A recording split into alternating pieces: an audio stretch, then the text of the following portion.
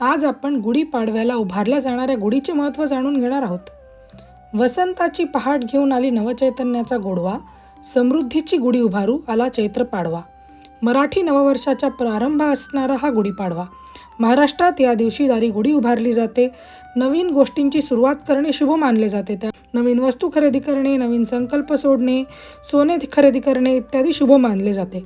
गुढी म्हणजे सजवलेला ध्वज असे पुराणात उल्लेख आहे. या दिवशी ब्रह्मदेवाने विश्वनिर्मिती केली, त्यामुळे गुढीला ब्रह्मध्वज असे देखील म्हणले जाते. गुढी ही विजय आणि समृद्धीचे प्रतीक मानली जाते. तसेच गुढी उभारण्यामागे अनेक धार्मिक आणि वास्तुशास्त्रीय फायदे देखील आहेत. गुढी उभारल्याने घरात सकारात्मक ऊर्जा आणि सुखसमृद्धी येते.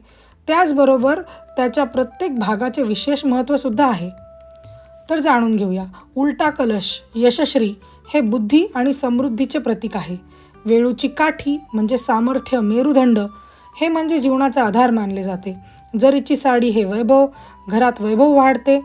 पाट ज्यावर आपण गुढी उभारतो तो एक स्थैर्य जीवनास देतो. सुपारी संकल्प, आपण नवीन वर्षाच्या नवीन दिवशी चांगला संकल्प ठरवू शकतो. पुष्पहार मांगल्याचे, आंब्याचे तोरण शुद्धतेचे, कडुनिंबाची पाने आरोग्याचे, बत्ताशाची माळा माधुर्याचे प्रतीक आहे असे मानले जाते. तर मित्रांनो, कलश बत्ताशांनी सजवा ही गुढी, कायम जतन करा आपली परंपरा आणि रूढी.